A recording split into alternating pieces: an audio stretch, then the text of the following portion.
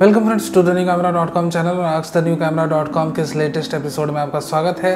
कुछ एक user question हम पिक करने वाले हैं इस एपिसोड में और आपके भी कोई सवाल हैं तो आप मुझसे पूछ सकते हैं और मैं उन्हें आंसर देने की कोशिश ज़रूर करूँगा। तो यहाँ पर सबसे पहला सवाल उठाते हैं मिस्टर चेतन का और वो पूछ रहे हैं कि लो लाइट फोटोग्राफी के लिए 50mm f1.4 या f1.8 लेंस, इन दोनों में से कौन सी लेंस बेहतर रहेगी। ऑफकोर्स 1.4 लेंस जो है आपकी f1.8 लेंस के कंपैरेटिव में ज़्यादा बेटर रहने वाली, आपको एक स्टॉप अपर्चर जो है वो उसकी ज़्यादा एडवांटेज मिल रही है f1.4 लेंस में। So it's better to get associated with f1.4 lens. और साथ ही साथ आपको ये भी पता है कि f1.4 लेंसेज की कॉस्ट हाई रहती है, तो अगर आप अफोर्ड कर सकते हो then it's better to get associated with f1.4 aperture lens. तो यहाँ पर बहुत ही साफ बात है कि जितना भी आप मैक्स अपर्चर की लेंस लोगे, यहाँ मैक्स मतलब होता है कि जितना आप लो जाते जाओगे f1.4 f1.2 उतनी ही लेंसेज की कॉस्ट भी हाई होते जाएगी, उतनी ही लेंसेज की क्वालिटी भी अप स्केल और अपग्रेड होते जाएगी। In between these two it's better to get associated f1.4 lens.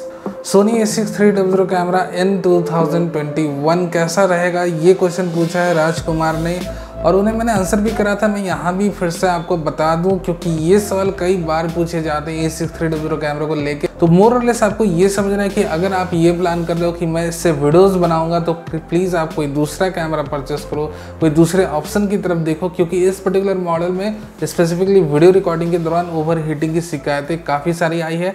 इसके ऊपर सोनी ने अपने फर्मवेयर अपडेट्स भी डाले थे इसे फिक्स करने के लिए, बट मोर और लेस इसमें जो इश्यूज़ थी वो रह गई और इस करके उन्होंने a6 कैमरा लॉन्च करा जिसमें कोई भी ओवर हीटिंग इश्यू नहीं है, साथ ही साथ इसमें अनलिमिटेड रिकॉर्डिंग टाइम लिमिट्स है। सो a6 कैमरा में वीडियो पर्पस के लिए नहीं रिकमेंड करने वाला हूँ। तो राजेश चौबे जी ने पूछा है कि आप वो शॉर्ट फिल्म्स के लिए a6 कैमरा यूज़ कर सकते हैं, म्यूजिक वीडियोज़ के लिए इंडोर आउटडोर लोकेशन दोनों में उन्हें शूट करनी है। तो यहाँ पर मैं बता दूँ मेरे भाई, अगर आपको इंडोर और आउटडोर दोनों ट्रिपॉड्स पर रखकर अपने कैमरे यूज़ करने हैं there is no issue, but even in indoor और आउटडोर अगर आपको हैंडहेल्ड शॉट्स लेने हैं, कुछ से सिनेमैटिक शॉट्स लेने हैं, सिनेमैटिक मूव्स करने अपने कैमरे के साथ, then you need a gimbal with this camera, क्योंकि इसके अंदर कोई भी sensor set image stabilisation unit नहीं है और इस करके हो सकता है आप जब भी इसे विद हैंड यूज़ करो तो काफ़ी अमेचरिश वीडियो फुटेज रिकॉर्ड हो इसके अंदर, इसमें सेकी फुटेज जो होती है। सो मेरी रिकमेंडेशन है कि आप इसे इंडोर यूज़ करो, आउटडोर यूज़ करो। अगर आप ट्राइपॉड नहीं यूज़ कर रहे हो then better to have a gimbal with your camera. Question actually पूछा है धनजीत बी ने, जो वो हमारा वीडियो देख रहे थे एक्चुअली बेस्ट कैमराज अंडर 60,000 इन 2021। ये वीडियो उन्हें देखते हुए ये फील हुआ कि क्या 77D को इस पर्टिकुलर लिस्ट में होना चाहिए था, तो उन्होंने बहुत ही पॉलिटली कहा है कि सर आई गेस 77D को भी इंक्लूड करना चाहिए था। सो उन्हें मैंने आंसर करा है, बट यहाँ पे थोड़ी डिटेल में आपको बता दूँ, कई लोगों के मन में सवाल रहते हैं क्या वो 77D परचेस करें। कई बार ये क्वेश्चन मुझे पूछे भी गए हैं। So let me tell you very clearly कि देखो मेरे दोस्त, अगर आपको डिस्प्ले स्क्रीन के थ्रू शूट करने की हैबिट है, इन जनरल अगर आप नए फोटोग्राफर हो, अगर आप नए कैमरा खरीद रहे हो तो most of the time you will use display.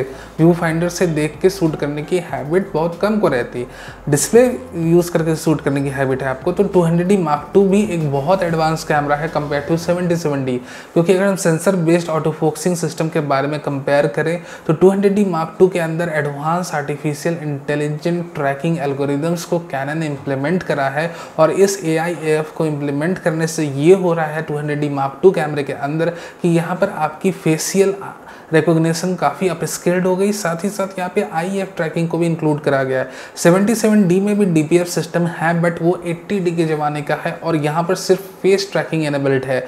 साथ ही साथ 3D ऑब्जेक्ट ट्रैकिंग की बात करें तो ऑफकोर्स इसमें भी 200D Mark II के DPF सब में इम्प्रूवमेंट है जो कि 77D से ज़्यादा बेटर है।